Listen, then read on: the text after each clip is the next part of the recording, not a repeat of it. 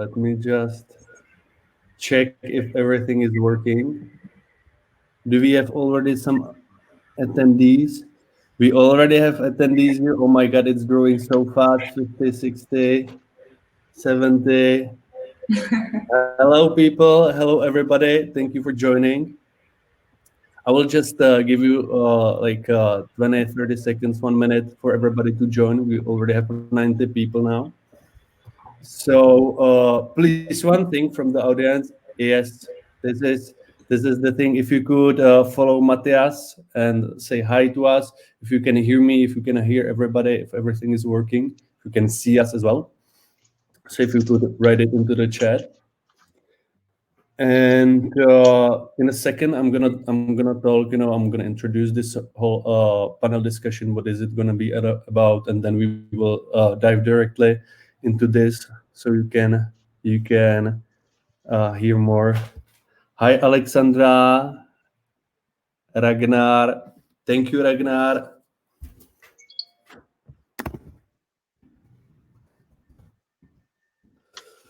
Yeah. So, by the way, it would be cool if you tell me if you could write us into the chat where are you from, where are you listening us from? Because, for example, Ricky, if you can see his school background, we were all amazed that it's not a Zoom background. It's actually real. He's currently in Dubai, so you can get a snippet how it looks in a Dubai. Alessandro from Italy. Bharat from India, Belgium, amazing. From UK, Hassan. Hi, Hassan. Yeah. Hi, Pavla. Ahoy from Czech Republic to Czech Republic, Belgium, Brussels.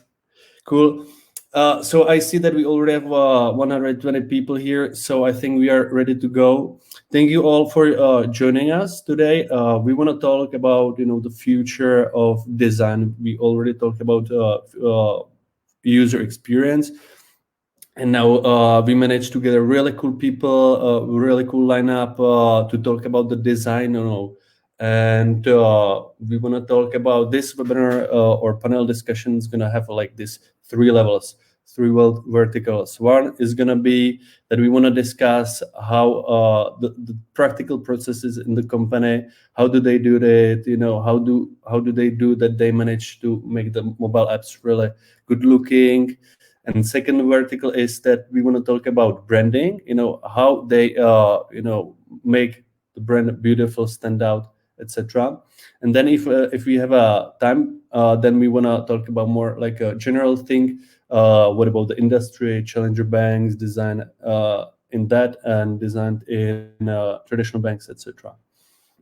To introduce myself, I'm Shimon Kochi. I'm from Dateo. We are helping banks to make their mobile apps better with data enrichment.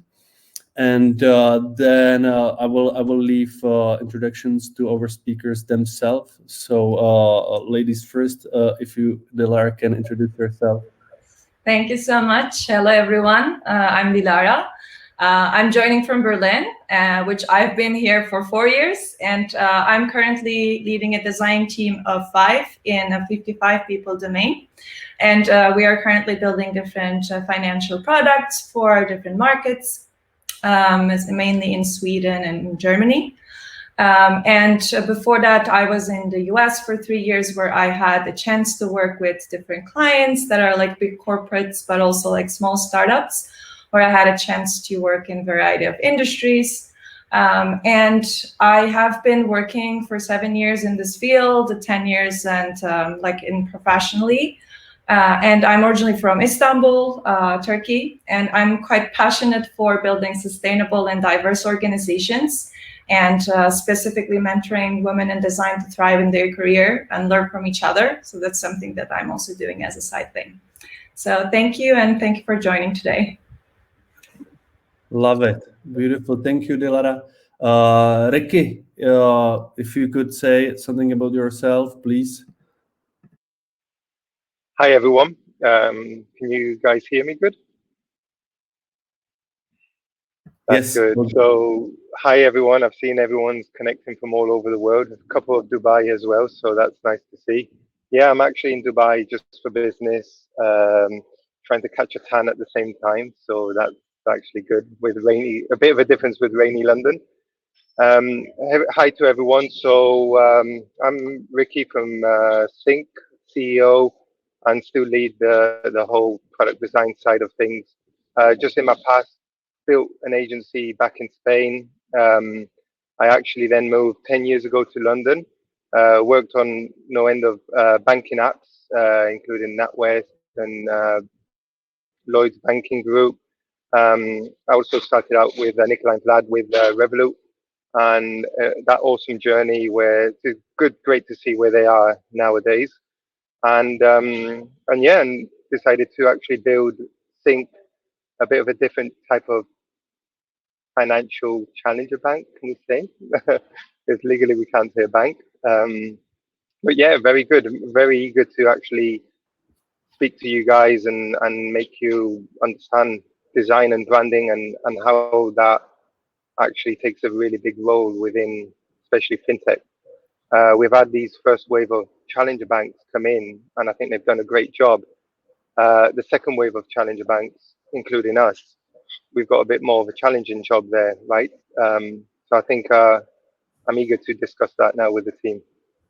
Sure thing, sure thing. Hey, I'm actually really curious how this whole thing will go down because yesterday I had a call with Ricky, just to test the technology and everything is if everything is working. And he said that he was working for Revolut, and he pointed out that we actually have another guy from Revolut. That it's gonna be really cool to compare, how things were and how things are right now. So I think this is gonna be a really cool chat. So speaking about Revolut, Robert, if you can introduce yourself, please. So hi everyone, very excited to be here.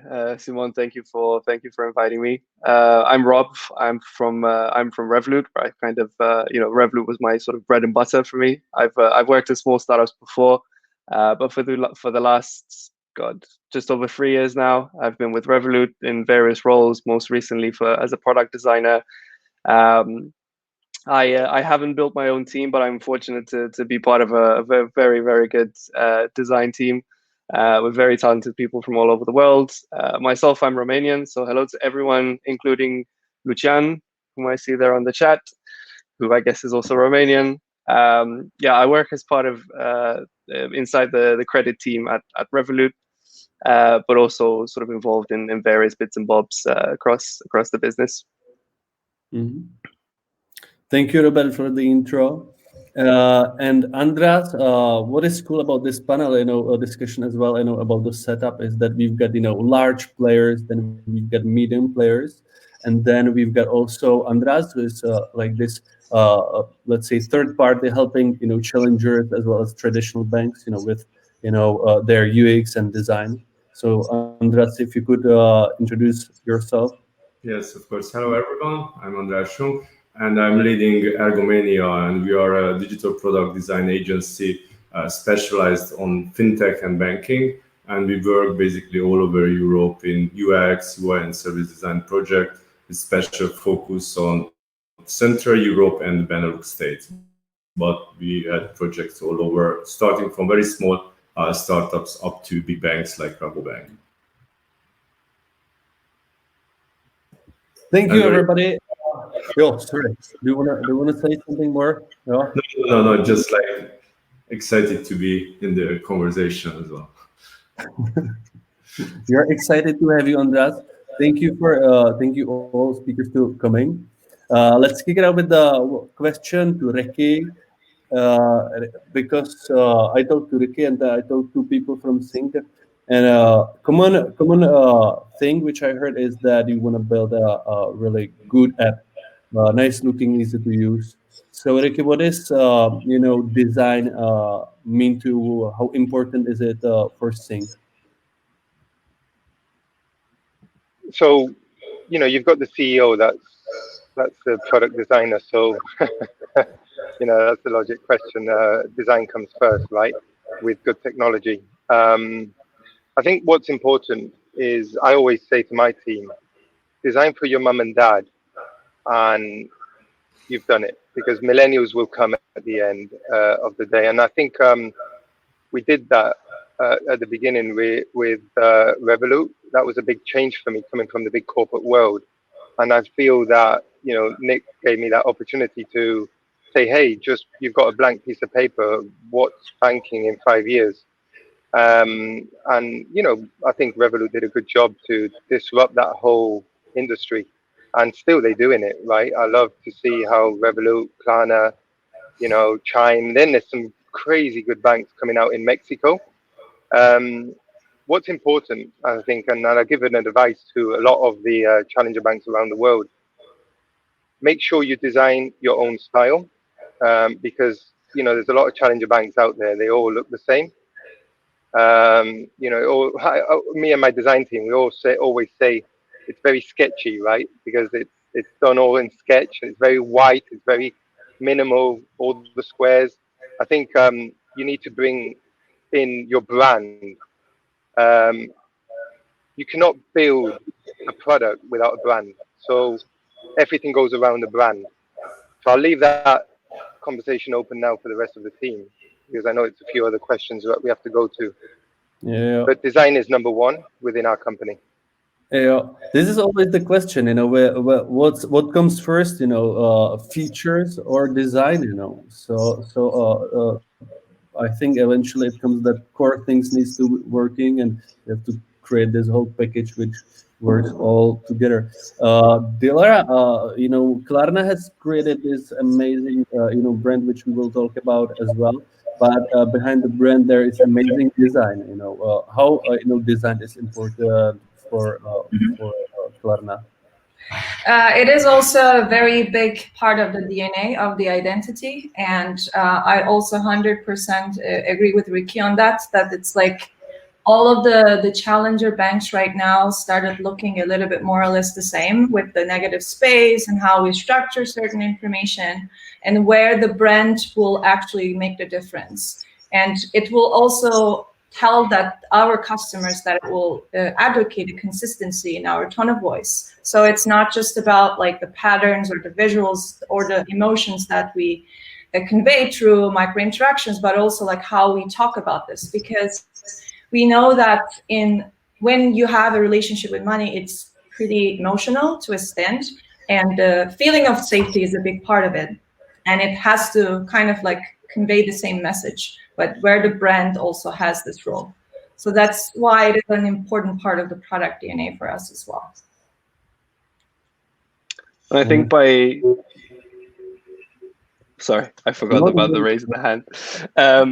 So I think like to add to kind of those points, I think what's important is like if you look at all these like great companies that we have these days, you know, not specifically, nothing to do with, you know, financial services, but look at brands like, you know, Spotify's and Uber's and so on. I think, you know, what ultimately people are, you know, they're choosing a service because they want to, you know, they're going for the experience. It's not just the actual function of, you know, here is a way to kind of manage your money. It is literally the way that you can manage your money with it, the experience of using money. Similarly to, like I said, to Spotify is the experience of listening to music. There's like so many other platforms, right? Or like ride-hailing apps and so on.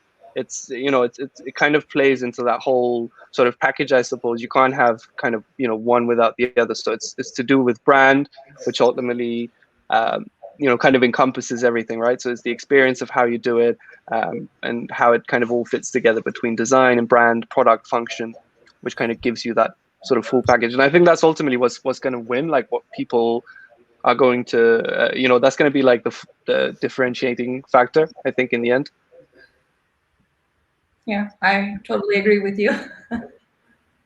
Andreas, how do you see this this from your perspective?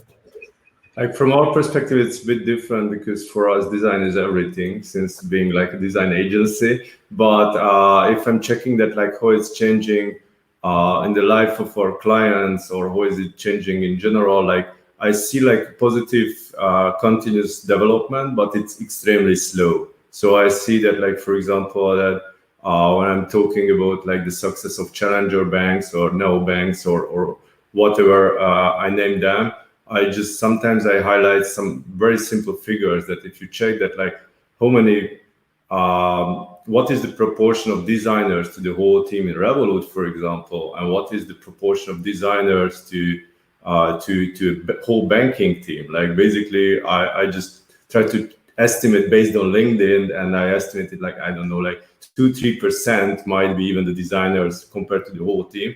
And in traditional bank, it's like 0.1 in the developed ones, like, I don't know, HSBC and BNP Paribas and so on. And like standard banks, basically this number is close to 0.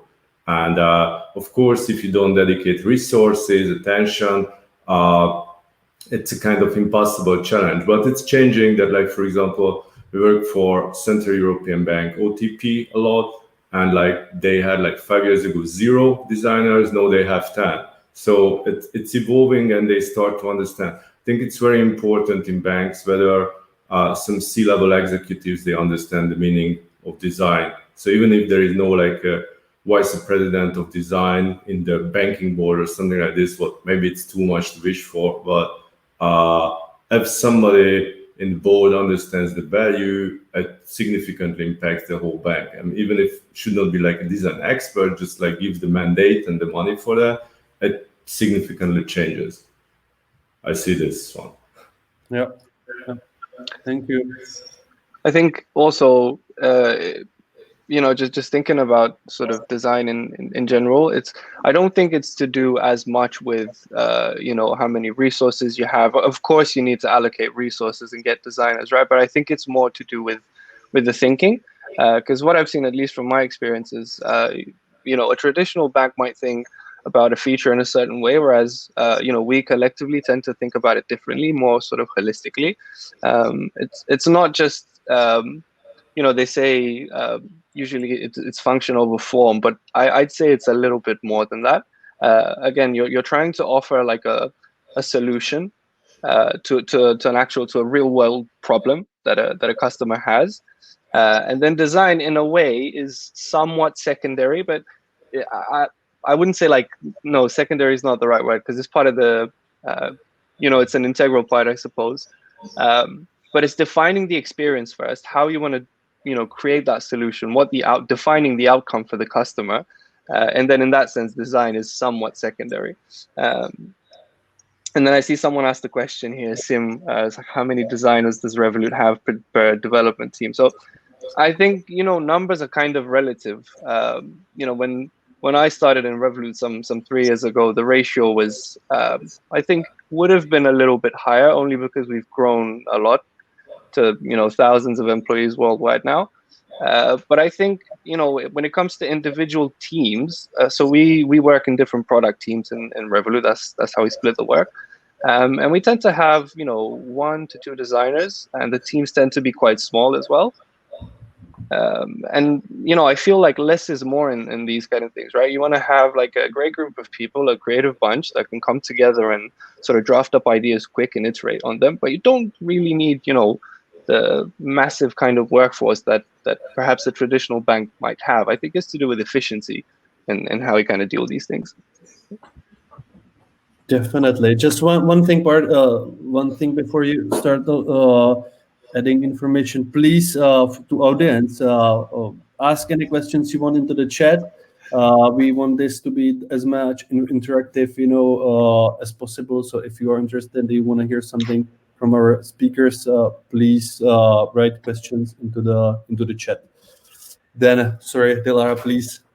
I would like to add one point to Robert's in terms of efficiency. I also 100% agree with it's about like the quality rather than the quantity. Of course, for certain tasks that at some point you need to have the head count.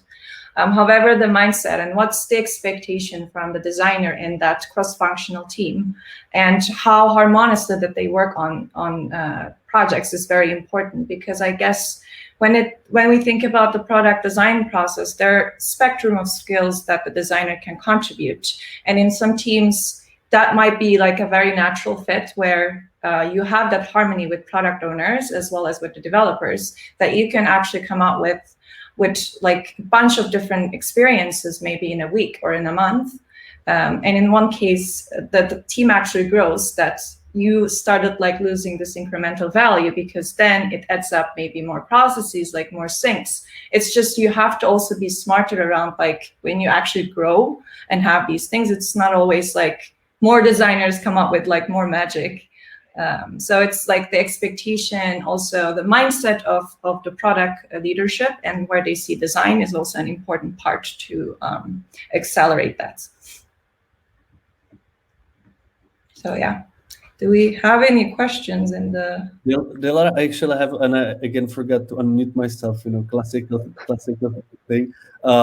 So I'm actually curious. What kind of for example, personality traits or any skills you are looking in people to have on your team? Because as you said, you can have quantity, but the quality is super important. Mm-hmm. Sure, I can answer that from two different angles. So as in the Klarna context, how we work and how we thrive with our ambitions, I think the most important thing in a designer or maybe even a team member in general in Klarna to have that drive for growth and autonomy and willing to actually take risk and having to come up with like bold ideas. Having that kind of drive and passion is something that I look along the way in the interview processes.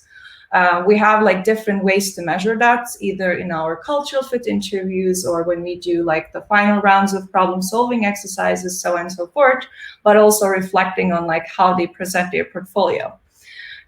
From the design team perspective in general, I think it is important to have a complementary team. I really like Spotify's analogy about the band, which was written by one of the design leads there. That's when you have that harmony of complementary skills, that you actually thrive as a group as well. Of course, there are some baseline foundational skills that we look in designers who would be able to work autonomously and be the design advocate within a cross-functional team. However, I always try to look into those complementary skills, making sure that we have like a good mix where they can complement on big projects that might be done by maybe 3 designers at the same time rather than 1 designer's owning it. I try to really care about the diversity, not like from a specific perspective, but also the backgrounds and mindsets, because we are trying to build product to be used by anyone.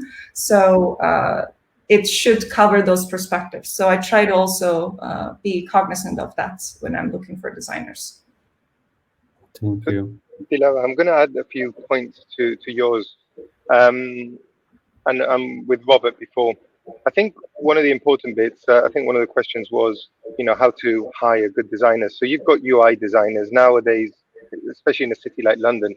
You've got UI, UX, you've got web designers. I remember working in the past in one of the companies, and we took on a designer, and I asked him, "Oh, we need some business cards done." No, I'm sorry, I'm a UI designer. And I'm like, sorry? The designer's a designer. And I think that is one of the big problems nowadays. A lot of the young designers are too niche. It's partly what's happening to many of the, challenger banks. If you look at many, there's some great challenger banks out there, but one's very niche to travel. One's very, niche to, I put all my cards into one app like Apple Pay. The other one's, the bank of the migrants. So I'm not a migrant. I can't use that brand. And guess what, Robert, I can ask you a question. Would you ever use Western Union? Would you ever use other money transfer companies, right? It's hard to go away from the brand they've built. I have to give it to Klarna. I think it's the last 12 months, they've just exploded. Klarna has worked really, really hard on the brand. Guess what? They've not invented anything. And I'm going to be very, very, just down to earth here. Buy now, pay later. PayPal's been doing that for years, but they've known how to just put that phrase together and create a brand behind it, make it quirky. Yes, the colors are a bit very pastel, maybe similar to N26, but they've managed to actually go away from that N26 and make it very Klarna, very female, because it is one of your biggest audiences, right, Dilara? So I think, wow, I have to give it to them. We could be UI designers and we can do magic. But without good brand designers or that brand team building that behind us, and I'm going to say one more thing and I'll leave it to you guys, is with all your respect to Primark, I think they do great clothes. But again, I could buy a pair of trousers there for 10 quid. I don't mind paying 45 quid for the same type, same material with having a little Nike, a little logo on it. But guess what? Makes me feel good because it's more expensive and it will wash the same. It can burn the same. It can get, but I feel good because it's Nike. And that's the problem that I feel. And that Klarna are the only ones I see right now that are touched because they're not a challenger bank. They're kind of a mix of part of a fintech. But, you know, brands like Revolut, N26, Sync, we really need to think about creating our own brand behind us and make people follow us for what we stand for, not just eco-friendly products that we're really good or we are selling, but more than just great UI or make it easy, because someone else will come along cheaper and they will leave you and come to us because we're the new kids of the block. But guess what? In 2 years, there will be another new kid of the block and they will do the same to us. So that's my analogy about this section. Thank you for your notes. I would like to follow up on one thing that you said about the brand and how it makes you feel. Like all of this like unexpectedness and quirkiness actually also pays off in certain ways, that when we do certain testings in our like new features and products, the expectation right now from Klarna, it's like, I would see that Klarna do something different on this. So it's like when you consistently give that kind of feeling, it just brings some sort of a DNA that you can actually really enjoy even as a designer to get that. But also add some sort of, pressure to actually deliver that kind of expectation.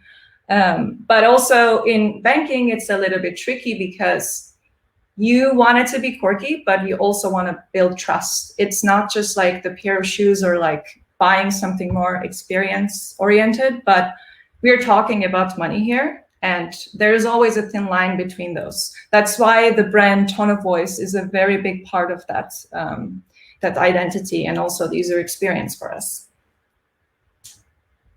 So yeah, that's all I wanted to add to that point. I would like to talk a little bit more about the technology. There were people already asking questions in chat about some processes. And this is pretty interesting because we are talking about medium-sized companies and really huge companies. Andreas, how does the design process or the design journey looks like in Ergomania? Like when we are working standardly, we take like 3 steps in the design process. So we focus first on discovery phase. This is what changed actually the most in the last 1 year, because like usually this was the phase when you needed mostly face-to-face interactions and meeting people and workshopping and so on. So this brought radically transformed, though all the tools have been with us for years, but like everybody jumped on them since March. This is the first phase.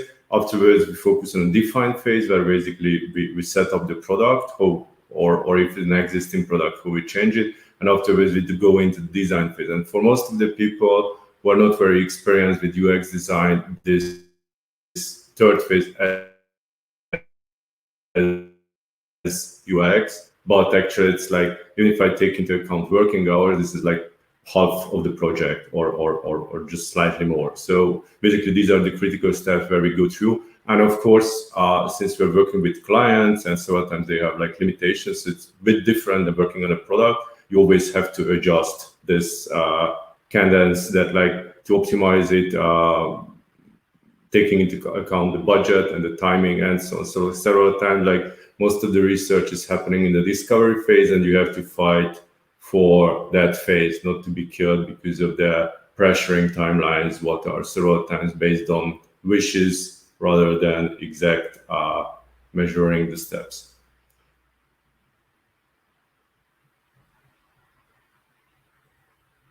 I would like to hear how other approach that. Okay, you are in different position right now because you already do. You have to take care of the company as well. You gotta focus. What is the strategy, business model, etc.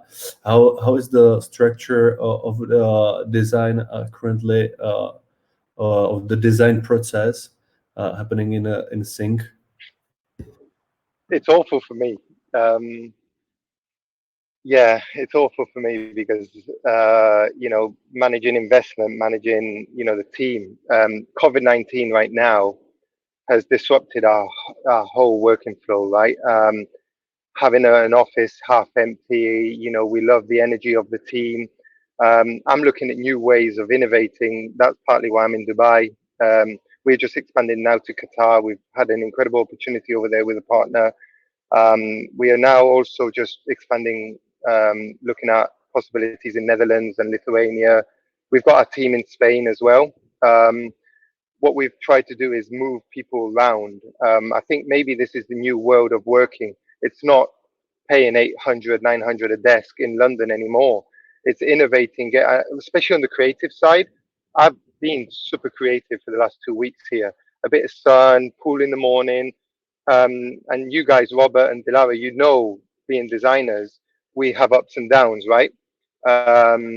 When I have a down, I try to do paperwork. When I have an up, and it's usually nighttime, I'm very creative. So it's very hard to manage the team.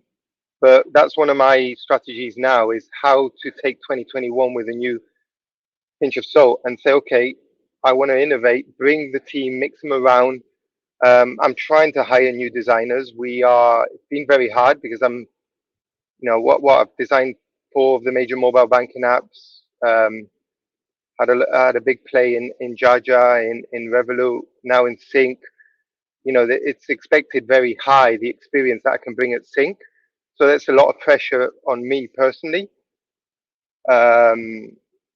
Yeah, so I think, I hope that answers the question. How can we, be more creative in this time? I think to your point, Ricky, one thing that has definitely changed with the whole COVID situation is, even with us, we're blessed to have like a really, really good office in London. But ever since March, people started working from home, right? And I think it was that kind of extra, sort of level of flexibility that people had to kind of find that work-life balance that actually, boosted creativity in a lot of people, but also productivity, like across the company and different functions in general. Like we've had some of our most productive months, and not talking just about design, but sort of in general for the company, was during the lockdown actually. And I think that's like a kind of a tectonic shift. Like I think it's going to change sort of, industry over industry. And I think people are realizing the kind of benefits that you get if you, like you said, you actually find this kind of balance of, being in a place where you are actually, good with yourself. You're happy. You can go to the pool in the morning and so on. You find that balance. I think that's a function of creativity, right? You can't be expected to produce something, beautiful and elegant unless you're in a good place yourself. Very interesting. Yeah, I totally agree.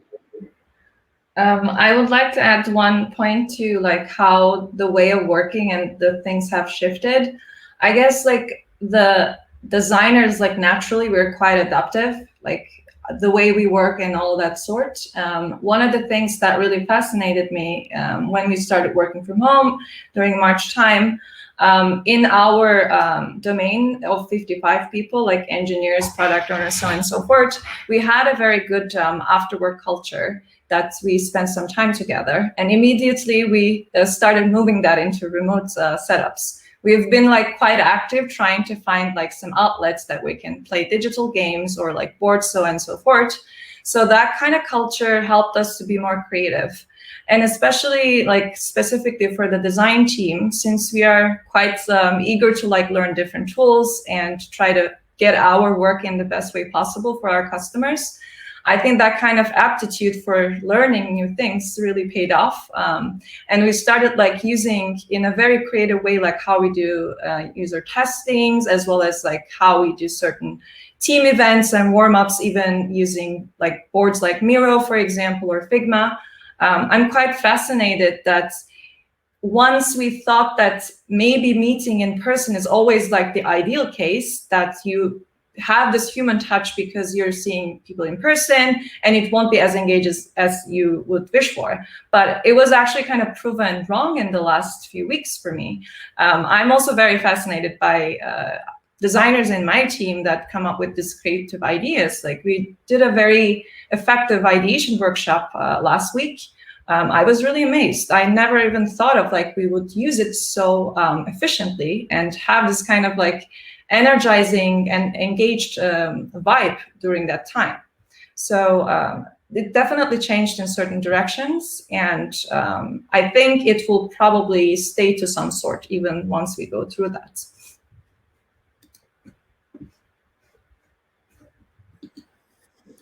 Interesting. There we've got a lot of questions. It's real hard for me to decide which to ask, but don't worry about that. By the way, people ask any question, then I will send all the question to the speakers, and they will write their answers, and I will send it in the email. Okay, and actually, this whole COVID situation is pretty crazy, but I'm really excited what innovation it will bring, and this whole workflow environment. As you were mentioning, we started to work with Figma and Miro as well, and it's really cool. So definitely can recommend that.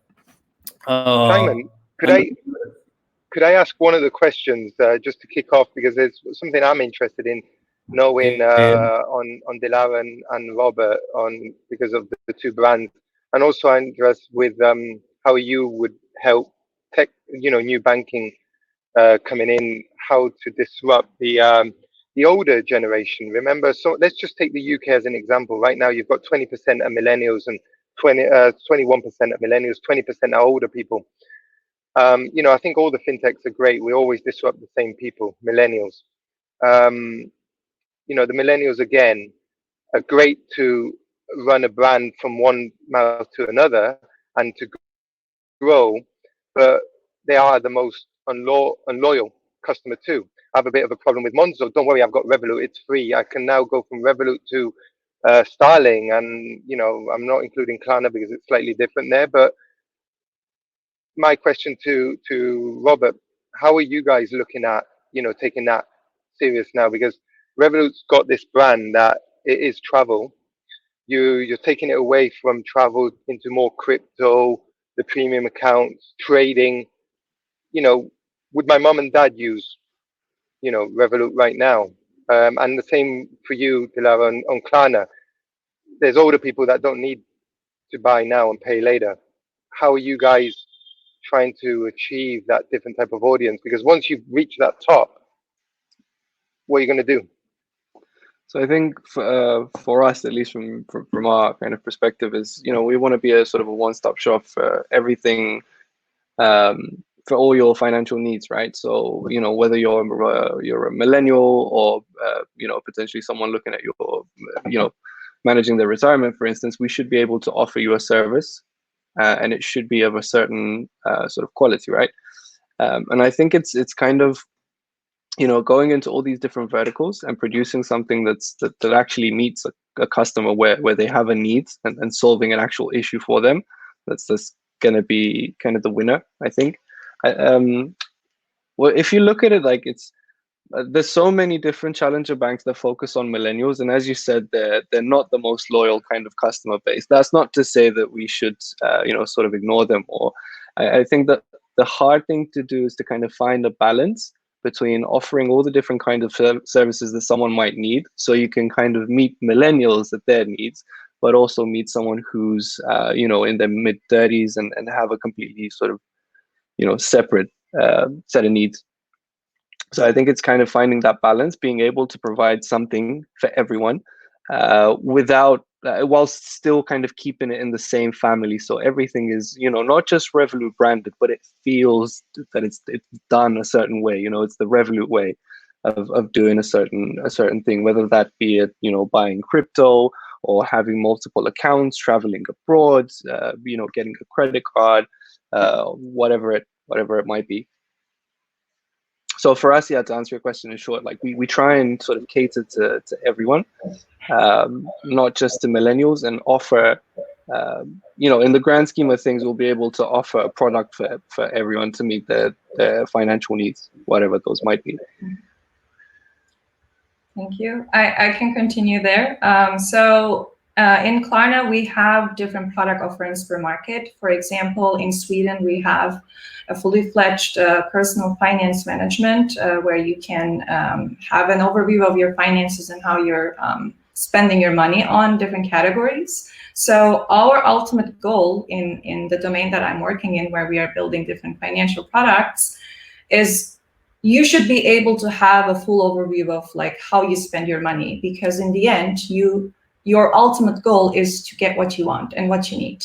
And having those tools to be able to smartly overview and being able to manage and connect everything in that world would be the ultimate goal for us. So the personal finance aspect of it is very important. And also all of these daily needs has to be simple. I think one of the challenges also for me as a female person who shops is I see that there's like always a divergence between having a traditional bank, which has the baseline even missing there. Like I have a lot of friction even getting my PIN. And in Germany, for example, most of the traditional banks that you swipe your card and you don't even get like an instant push notification. And when actually N26 came up with that, it was just like mind blown, and that's the level. So when I think about all of these things, and then I'm looking at Revolut right now, which has a lot of different financial product on the portfolio, which I don't necessarily need, for so to say. Or I always feel that I have to make sense out of those numbers and like this transaction list and all that stuff. I think there is still something in between that can be catered to a broader audience. And most of the time when I open the fintech apps, I feel that kind of this masculine, very geeky type of thing that's sometimes feel that it's kind of an exclusivity in that feeling that I have to know these things, but I don't necessarily know. I don't use it because of that. I think that simplicity and being more inclusive is something that's I see that there is a good potential to expand more, tailoring towards a broader audience. So wouldn't you guys say that? Sorry, Simon. Please continue. Please continue, Ricky. I was going to say, do you think it would be the end of our days then when banks get up to speed? Because they've got our trust. Let's just say, I thought about it the other day. I arrived to Dubai. If I had to live here, I would not take a challenger bank. It's a convenience. It's just an extra accessory. I would want a bank. I would want to put my money in there, and I would still top it up. I don't think we are at a level yet where we pass from taxis to Uber or hotels to Airbnb in banking, just because it's got money, it's got the trust. That's why building a brand, building that trust first. We accept Think is a secondary type of banking, if you want to call it like that. You would never see any negative publicity that we do about banks. Like many other challenger banks, we're not here to replace the banks. I think banks are great, especially when you're from Spain, when you're used to paying for banking, when you're used to crap banks, to then go to the UK and see that banking there is great. I've got no problem with English banks. Problem is, like you said, I don't get the instant notification. My debit card's boring. My account is boring. They don't know how to sell products to me. They don't know how to use my, data in a correct way. Even now with what we're doing in Sync, as a foreigner that I am in London, I've connected my BBVA bank. I've connected my other Amex in Spain. I've connected my British account, and then I've got my Sync accounts. And we are doing data. We're analyzing data. We can tell you, hey, Ricky, we know where you live. You could save £6.20 every month in your electricity bill that we're already looking into. That is what a bank should be doing, but they don't. And that's why the likes of Klarna, Revolut, Sync are there.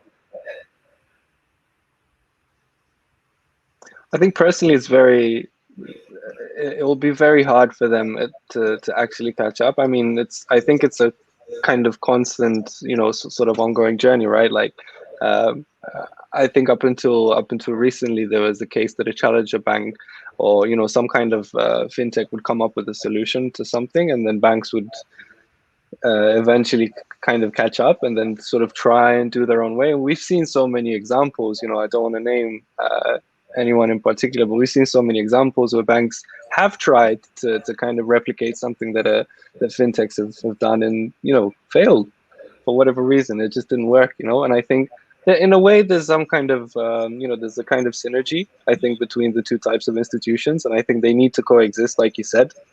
Even with us, we don't have anything against banks per se, despite things you may have seen, I don't know, years ago. But yeah, I think like the reality is people see a lot of fintechs as a kind of abstraction layer on top of a traditional bank. And I think that comes down to habits for most people. Because think about it, if you've been with a bank for the best part of 10 years or something, it's going to be it's going to feel a little unnatural to switch whatever service you might find that offers this amazing solution, right? Like, people are naturally kind of resistant to change. So I think, at least for now, for the foreseeable future, that there is this kind of synergy that's going to keep on going. But in terms of them catching up on us, I think that's highly unlikely. Hey Rob, can I just add something there before Dilara? Yeah, please. You know what's funny? The other day I sat with some investors and they said to me, "Oh, these challenger banks, you guys spend so much money," and I go, "Yeah." I said, "Look at Revolut's £50 million that they've spent on the." I said, "Yeah, look at Bo, spent 100 million, got nowhere, and they canned the whole product. At least Revolut has got 1,500 people. They've created work, they've created features. So let's not desestimate, like put fintech down when we basically are doing something good. We're innovating, right? But then I can add there, Rob, is people like myself are getting older as a designer, and maybe I could take a job with Barclays, for example, where I could actually now start innovating within a bank. And us, all you guys, we're all very young, but we are getting older. So in the next 5 to 10 years, I will see a big disruption with big banks, because we will be taking positions within these banks and bringing our experience from fintech. So that's a little worry, but also something to think about, that banks will innovate in the longer run as well. Yeah, I think like my view that like since we work quite often with banks, that like in the long run the distance will be much smaller, because like challenger banks, they have to develop services what the standard bank they have, like I don't know, online mortgage, investments, and so on to cover bigger range. So they will extend the services what the classical banks they have, and I think from the traditional banks, like big chunk of them, they will simply disappear. So like who can't keep the pace, they simply disappear. They go bankrupt or they merge or whatever. And the best ones, they will be much more innovative and much more digital than currently.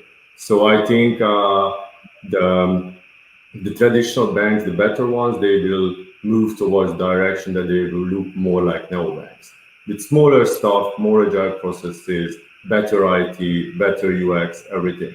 And who can provide it simply will disappear. So a bank without good design services and good digital services in 15 years, it's nonsense, I think. I would like to add one more challenge of like how it will also be an important factor moving forward with the banking.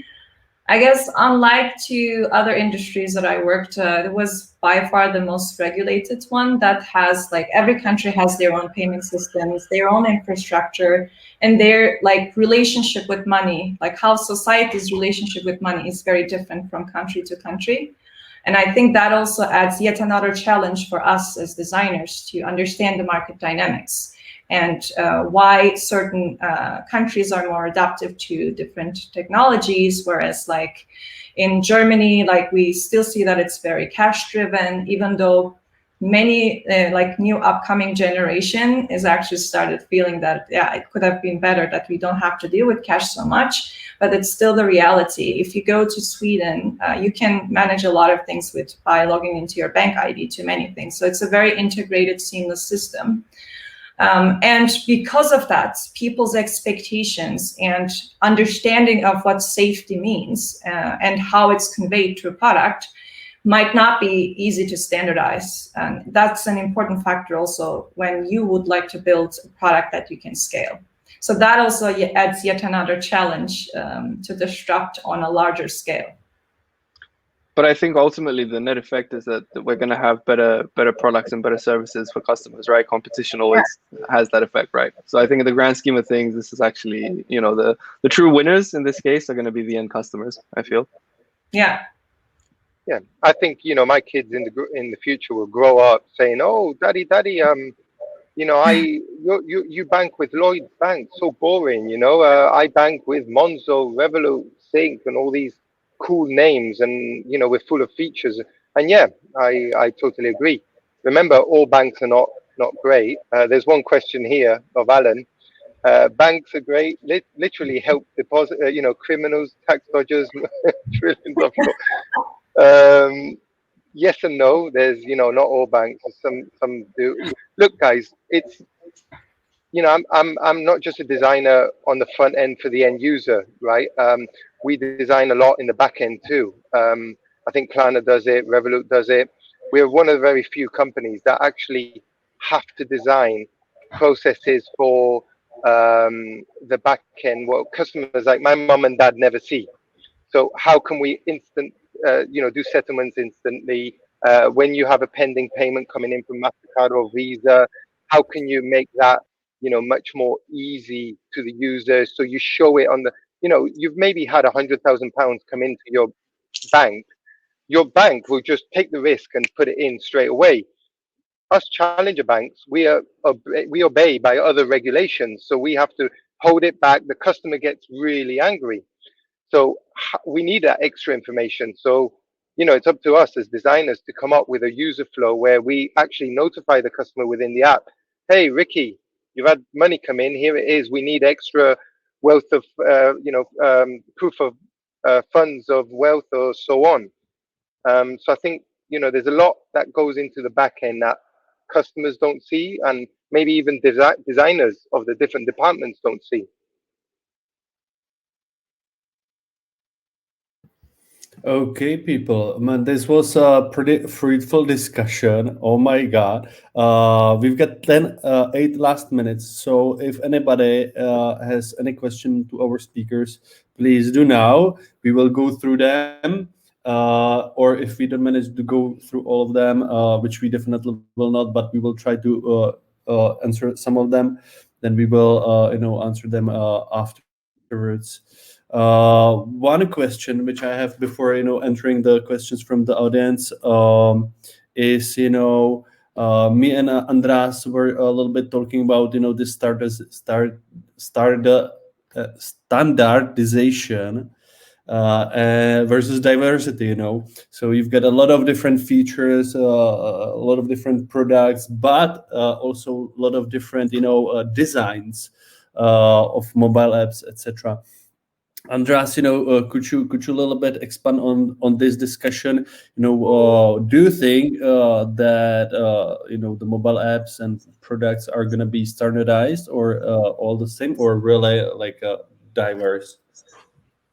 Like, I think it's not very clear what will happen in the upcoming 5 years, because like before that, I don't know, like 5-10 years ago, it was very hard to collect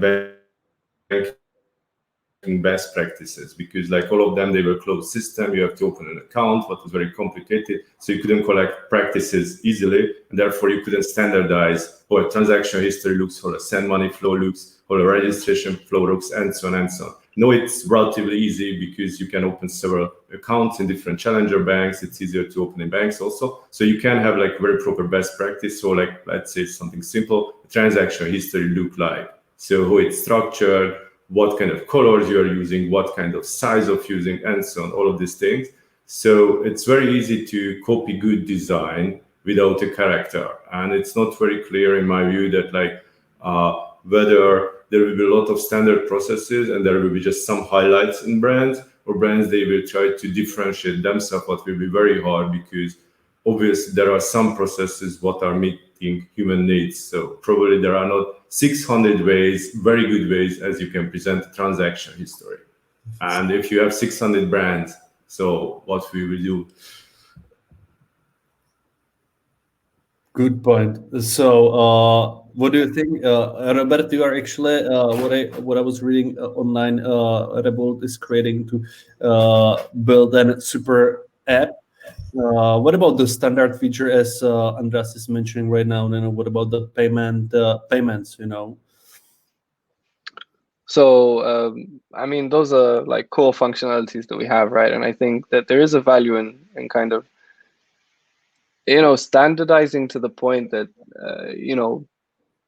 there's a saying, if someone needs to read the help document on whatever something you design, it means it's designed wrong, right? Like people need to figure it out themselves. So I think when it comes to differentiations, yes, there are different ways of doing the same thing. They're not fundamentally different, though. There are just slight nuances that people can kind of pick up on. It just comes naturally. I think yeah, there's definitely like when you try to design something, and it's happened to me so many times, right? Like I try to think outside the box as much as possible, right? So and then sometimes I just find myself, I design something, and then I take a step back and I look at it. It's like, oh my god, what is this? Like you just take it too far. But I think that's a process. You need to push those boundaries. You need to try something very different, to try and be original, and that goes to do it for a brand or to do it in with your designs. But I think there's value in that kind of journey of, even if it's too far and you push it back, and then, you might just come up with something that's slightly different, that's slightly better, that people might actually choose for whatever reason. Mm-hmm. It can't all be super standardized in my opinion. I can add also one perspective. As I mentioned before, like all of this relationship with money per country and people, it's different. And also every person, like as an individual, has certain expectations from how they manage their finances. So after having a strong baseline from either that we learn from best practices, like what challenger banks are like doing well, it's totally fine to get like those good things as a baseline. And I don't see there's nothing wrong with being similar or familiar in that context. But the important thing is that what adds additional value is you as an individual would be able to modularize that kind of experience, that giving sort of tools where you can see whatever you would like to wish for. So everyone's like financial relationship and like how they do cash flow management is very different. Some people try to be really on top of it, wanted to create like some pockets and some budgets per month, and being able to give those tools on top of a strong baseline, I think might be the one that makes the difference. And oftentimes I'm seeing that like even when I'm designing, like let's say a transaction list page or the detail page or how you would see your balances and like key actions, are those really the ones that we need? Or do we kind of like just like the learned things that we know from banks, that we just put it into a better UI or better UX and maybe slightly tweak that experience to reduce the frictions? But do I really need to see like transaction list every day when I open the app? I think those are the things that we will probably challenge moving forward and validate and try to find maybe new patterns. I'm really curious what you will, what new features and functions you will come up with. Sorry, Ricky, did you want to say something? Yeah, so it's partly what you've just said, Simon, about new features and functions, and I think Christian Dahlgren also asked about new financial products and and so on. So look, I think the big difference with us when we go and pitch it to people is we do not want to fight with other challenger banks. I think we're in the same team, and especially with the big banks. Someone like myself, I have a problem of being half a migrant, but also local in London.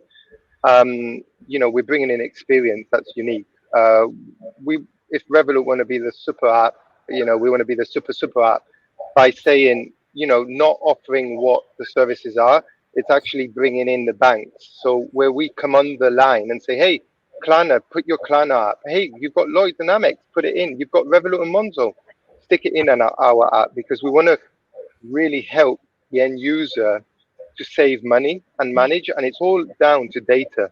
We're one of the big, sponsors in open banking. We believe in open banking so big that it's actually our first mission within the company on how we can bring all these banks together. We respect our users that want to use traditional banks or young challenger banks and just host them on us. We'll try to bring that experience that maybe a small little bank in Spain can't give you.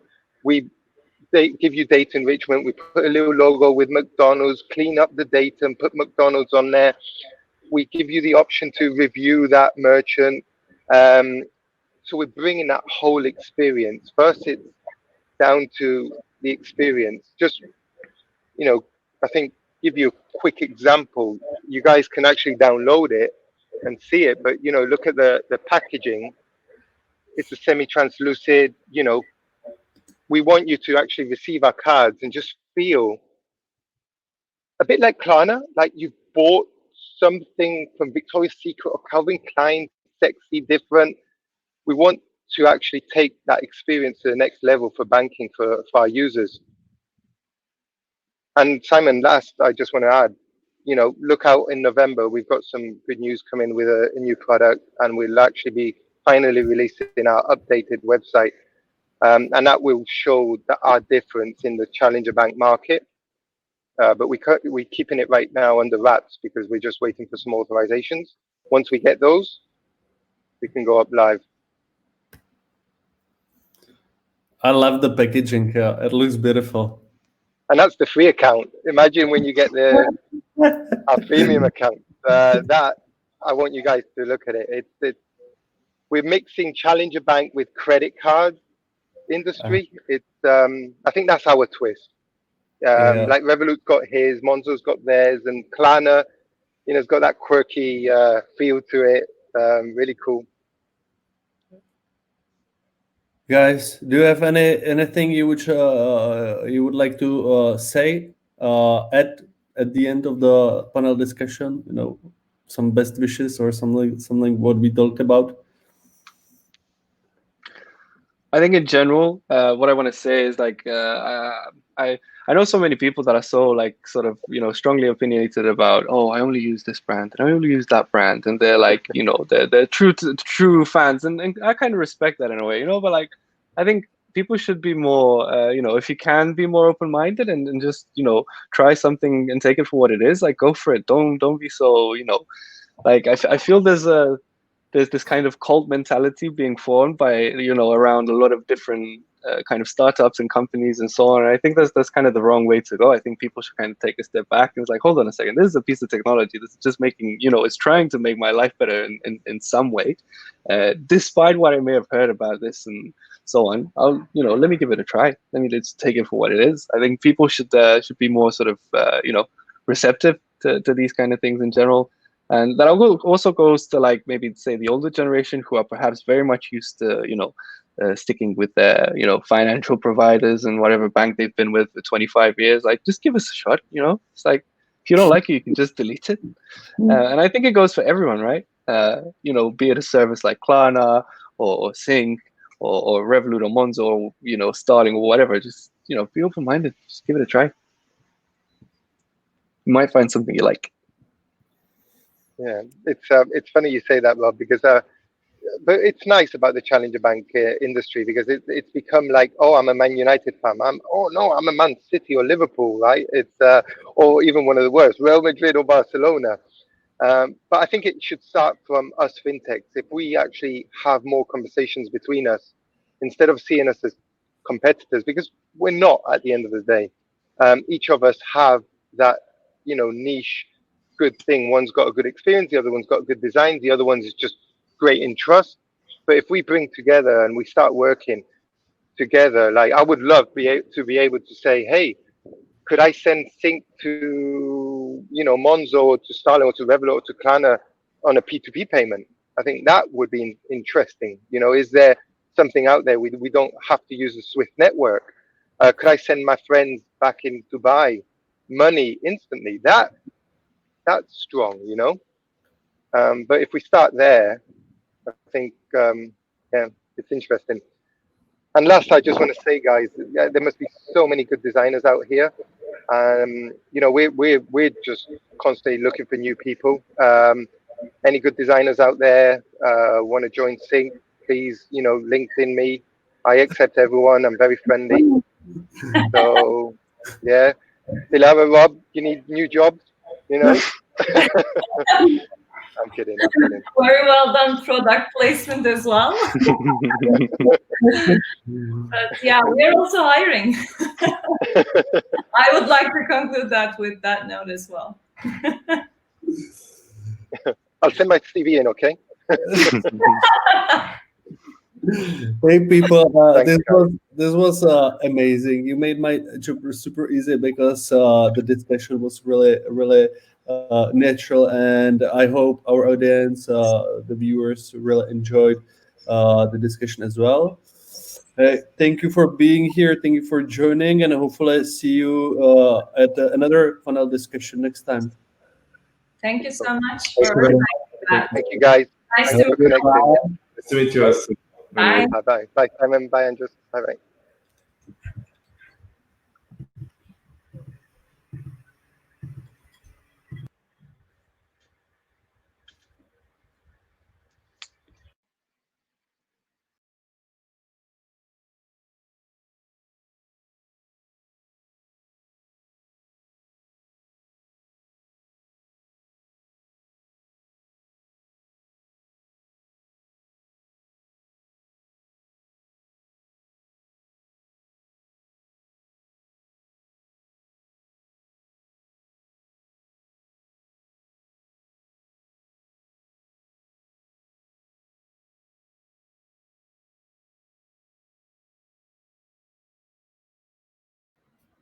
Sorry, people, I don't know how to turn off the webinar itself. So 1 second, my apologies.